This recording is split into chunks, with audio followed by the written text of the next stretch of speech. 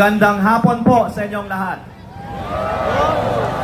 Binabati ko po lahat ng mga Batanggenyo na narito po ngayon. Lahat ng mga kababayan natin mula sa Luzon. Hello po Luzon! At syempre po, Visayas and Mindanao! Ang dami natin dito ngayon. Lahat nagre-representa ng ating sarili-sariling mga probinsya. Kaya ang slogan natin ngayong araw ay We are one! We are one! We are one! We are one! We are one! Dahil ito po ay nagpapakita na tayo ay nagre-representa ng isang bansang Pilipinas na nagkakaisa para sa panawagan, para sa transparency, accountability, justice, and democracy.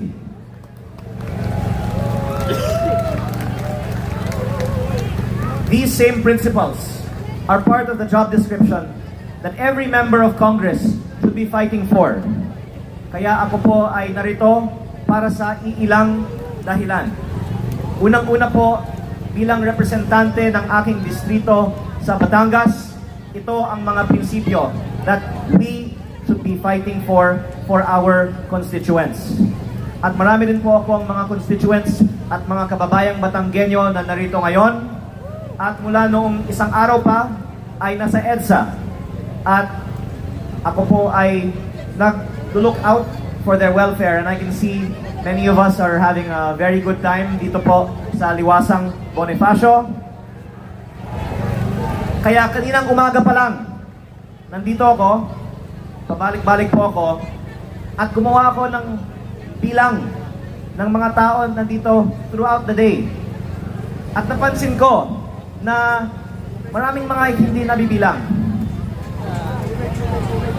Kaninang 2 p.m. lang, ang bilang namin ay mahigit kumulang 10,000 na tayo dito nung 2 p.m. pa lang. Pero ang sinabi noon ay mga 2,000 lang noon. Ngayon, ang latest na bilang ay mahigit 15,000 na tayo dito sa Liwasang Bonifacio. At may mga kasama tayo na papasok pa lang. At mukhang aabot tayo ng mahigit 20,000 dito sa Liwasang Bonifacio on the third day of our events for transparency, accountability, justice, and democracy. The third of what I'm sure will be still many more days. Dahil syempre ang kagandahan din dito sa Liwasang Bonifacio, ito po ay Freedom Park. Hindi po kailangan ng rally permit at tayo ay nagpapasalamat sa City Government of Manila na sumusuporta sa patuloy na mga meetings dito sa Liwasang Bonifacio. Palakpakan naman po natin ang City Government of Manila.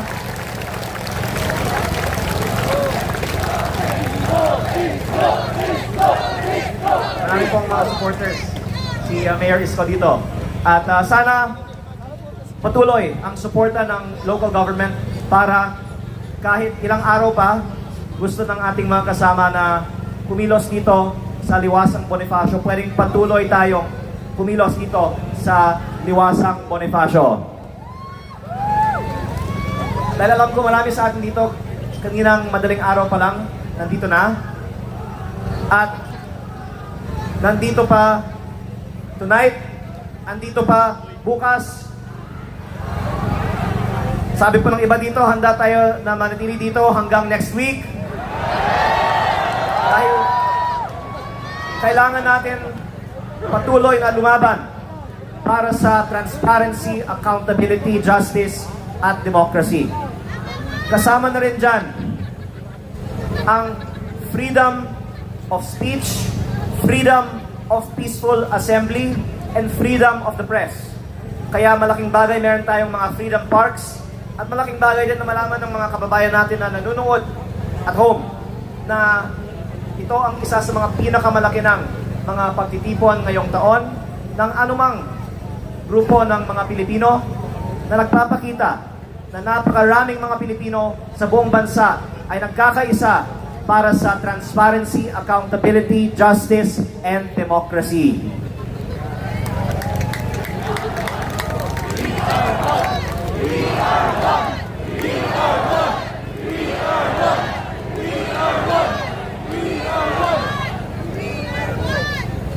Tayo po ay nakikiisa sa panawagan ni Senator Dante Marcoleta na dapat ang mga tunay na may kasalanan sa bayan ay managot at hindi dapat ipatupad ang selective justice sa ating bansa. Kaya ang kahulugan ng transparency, accountability, justice, and democracy. Dahil nalalabas ng iba na meron na tayong justice sa ating bansa. Pero hindi po tunay ang hustisya sa ating bansa kapag selective lang ang hustisya. At bilang miyembro ng Kongreso, maaari kong ibahagi ang alam ng marami sa aking mga kasamahan sa Kongreso. Ang karamihan sa amin ay may malaking kasalanan sa bayan at may kaugnayan sa mga maanomalyang flood control projects. Ngunit,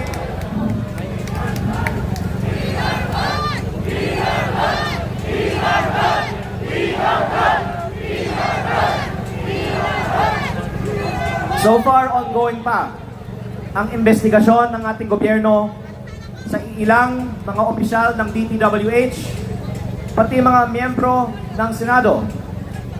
Sinasabi po na iimbestigahan din ang ibang mga miyembro ng Kongreso. Tayo ay naghihintay pa sa resulta ng mga investigasyon na ito. Ngunit, last year, nagsagawa ang Kongreso ng mga pagdinig sa flood control projects at pinutol ito noong September 24 dahil binuo na ang Independent Commission for Infrastructure.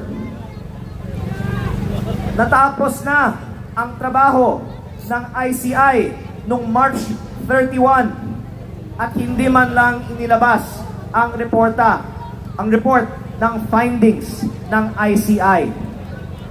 Kaya ako po ay naghain ng resolusyon sa Kongreso na buksan muli ng Kongreso ang investigasyon sa flood control at ipakita ng Kongreso na tayo ay para sa tunay na transparency, accountability, justice, at democracy. Pero habang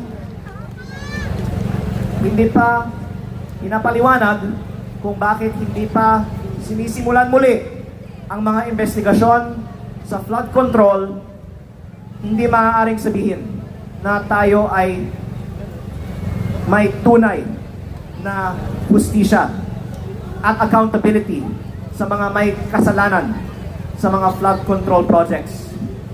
Kaya si Senator Marcoleta ay kinakatakutan ng marami sa gobyerno. Maraming mga senador ay nagsakripisyo para iluklok si Senator Marcoleta bilang chairperson ng Blue Ribbon Committee. Nagkaroon ng pagdinig ang Senate Blue Ribbon Committee at agad pinaputol ang mga pagdinig na ito dahil ayaw tila ng iba na lumabas ang katotohanan at dinidenay ang mga aligasyon ng mga tumetestigo ng mga delivery ng mga mali-maletang pera sa ibang mga miyembro ng gobyerno, pati na rin ang mismong mga dapat magpa-imbestiga sa flood control at sa iba pang mga anomalya sa gobyerno. Kaya lalong importante na simulan muli ang investigasyon sa flood control dahil kung hayaan lang natin sa mga iba na isagawa ang mga investigasyong ito, hindi natin maaasahan na iimbestigahan nila ang sarili nila. Kaya si Senator Marcoleta kinatakutan dahil wala siyang pinoprotektahan at gusto niyang ilantad ang katotohanan sa mga flood control projects. Ngunit sa halip na siya ay tulungan na ilantad ang katotohanan, siya pa ang sinasabing kakasuhan at nais ng iba na patahimikin. Ang sinasabing isasampang kaso sa kanya ay ang pagtanggap ng illegal na campaign donations. Ngunit hindi nga sinasabi na nanggagaling sa pondo ng bayan ang mga donasyon na ito. Ito po ay mga pribadong donasyon po lamang at walang kaugnayan sa flood control. Meron akong isang nais na ibahagi sa inyo. Maraming mga miyembro ng Kongreso at Senado ay nakatanggap ng mga campaign donations mula sa mga DPWH contractors na nagsagawa ng mga maanumalyang flood control projects. Literal na ang mga kampanya ng ibang mga nakaupo ngayon ay pinondohan ng flood control. Ngunit sila pa ang nagpapaimbestiga sa mga anomalya sa gobyerno. Kasali na ang kanilang mga aligasyon sa mga katulad ni Senator Marcoleta dahil ayaw nila na sila ang imbestigahan.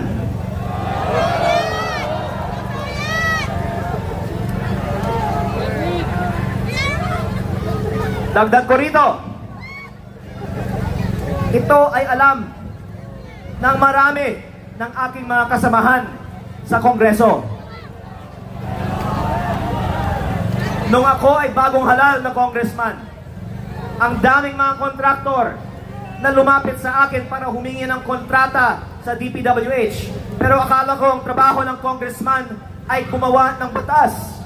Ang lumalabas pala, at least sa aking probinsya, sa Batangas, hindi nagkakaroon ng tunay na competitive biddings ang DPWH. Dahil ang sinasabi nila, ang mga bidding sa DPWH ng Batangas ay bidding-biddingan po lamang. At ang mga congressman ang pumipili ng mga nananalong mga bidders. At nagkakataon ang mga nagbibigay ng mga malalaking campaign donations sa mga kongresista sa Batangas ay ang mga nananalo ng maraming mga kontrata sa DPWH. Meron ba tayong nakitang congressman na nakasuhan na para sa mga donasyon ng mga kontraktor ng DPWH? Kaya ako po ay may munting kahilingan. Hayaan ang Kongreso paimbestigahan ang mga campaign donations ng lahat ng mga miyembro ng Kongreso na galing sa mga kontraktor ng DPWH. At tapusin natin ito bago tayo mag-judge o mag-allege ng anuman kay Senator Dante Marcoleta.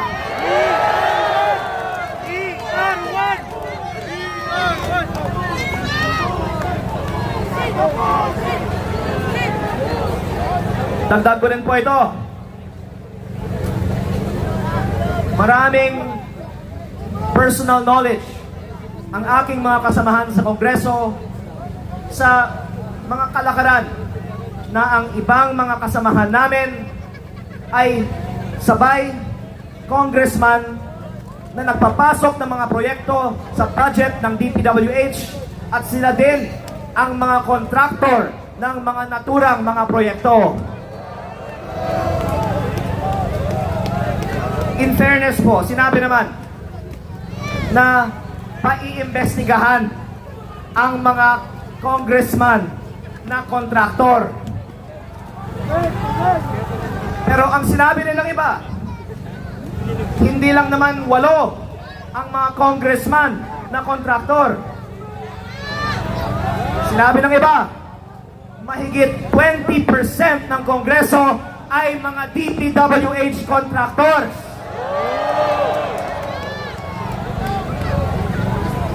Sila ba ay makakasuhan kaya bago kakasuhan si Senator Marcoleta?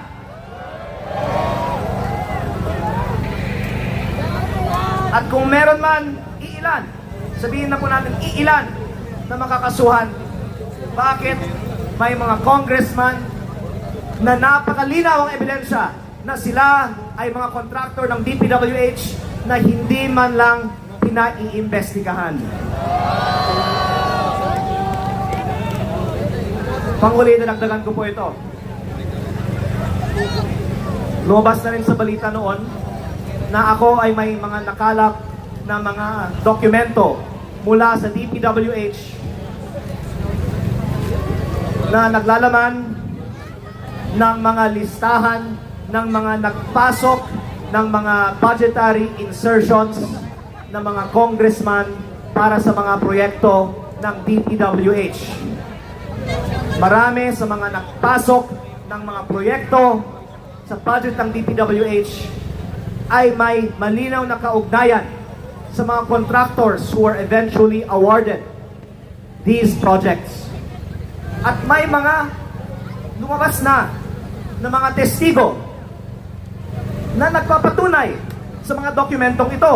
Dahil hindi po galing sa akin, nang galing sa mga testigo na kinikilala ng ating gobyerno ang mga pahayag na ito.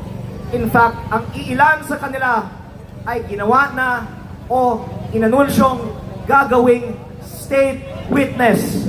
Absuelto na sa kanilang mga kaso.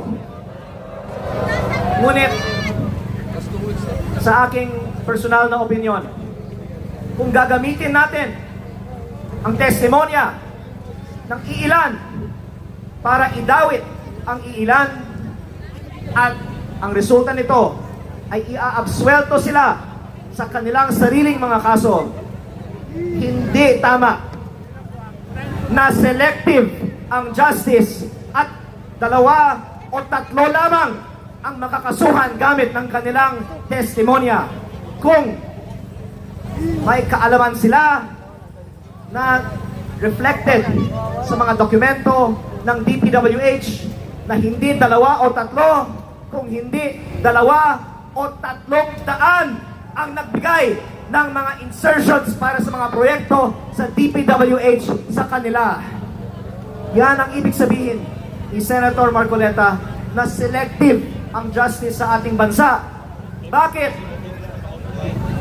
May iilan na kinakasuhan o ikinulong na habang ang iba ay hindi man lang pinaimbestigahan gamit the same evidence and the same testimonies. Kaya, hayaan natin muna sila na maglabas ng kanilang mga reports dahil inanunsyo naman na lalabas sa mga darating na mga linggo ang mga reports na ito. Sana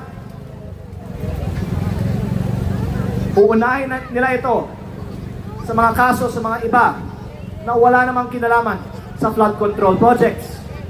At sana pag lumabas ito, hindi lang 2 o 3, kung hindi 2 o 300 ang paiimbestigahan.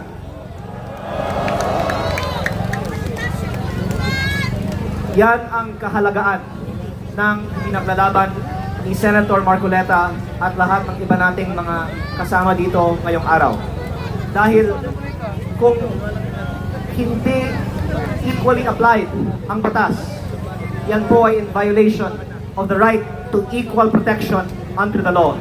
Yan po ay violation sa mga prinsipyo ng transparency, accountability, justice, at democracy na dapat pinaglalaban ng lahat ng mga miyembro ng Kongreso. Kaya, pangwakas, meron na po akong suggestion. Dahil nakain ako ng resolusyon na simulan muli ng Kongreso ang investigasyon sa mga flood control projects. At tayo dito ngayon ay nagmumula sa lahat ng mga probinsya sa Luzon, Visayas at Mindanao. Una, hikayatin natin ang ating mga congressman na makiisa sa mga panawagan ng ating pagtitipon ngayong araw. At kung hindi man lang sila dadalo dito sa Liwasang Bonifacio, sa Facebook o pag-uwi natin sa ating mga probinsya, siguro naman marami nga sa atin ay sumuporta sa mga nakaraang mga eleksyon sa ating mga kongresista. Hikayatin natin sila na sumuporta sa pagbubukas muli ng investigasyon ng mga flood control projects ng mga miyembro ng Kongreso at magtulungan para ilantad ang katotohanan sino ang nakinabang sa mga flood control projects kahit ang ating mga kasamahan sa Kongreso ay madadawit dito. At kung sila ay may kaalaman tungkol sa mga bagay na ito, sana sila mismo ay maglalantad nito. At para sa mga marami pang iba na mga kasalukuyan o dating miyembro,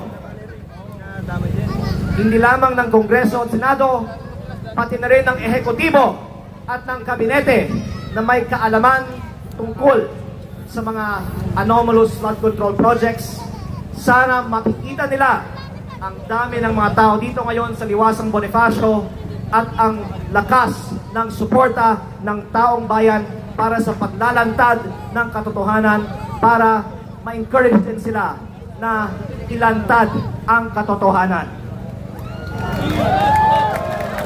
Kaya bigyan natin sila ng konting panahon na mag-isip kung nais nila ilantad ang katotohanan themselves,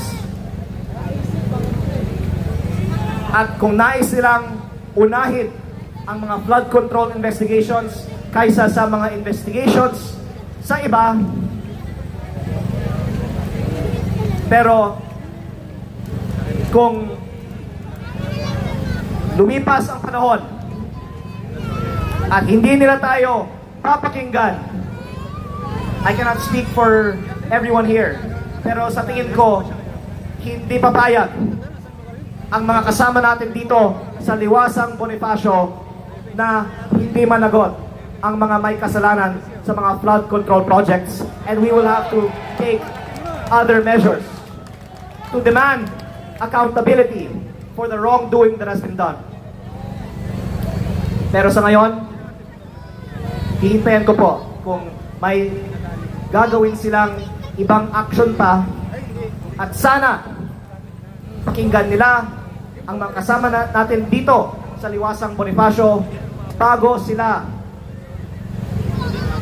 magdedesisyon tungkol sa mga susunod pang mga hakbang sa iba nating mga kaibigan na ang nais lang ay lumabas ang katotohanan sa mga nangyari sa mga flood control projects katulad ni Senator Dante Marcoleta.